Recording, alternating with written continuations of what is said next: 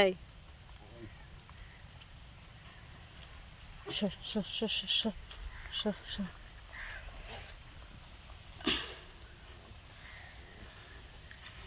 Hello guys, আসসালামু আলাইকুম। তোমরা সকলে দেখতে পাচ্ছ আমি নতুন ভিডিও নিয়ে তোমাদের সামনে সরাসরি চলে এসেছি। দেখো, খুবই খিদে পেয়েছে, ঠিক আছে, তার জন্য তাল খাচ্ছে।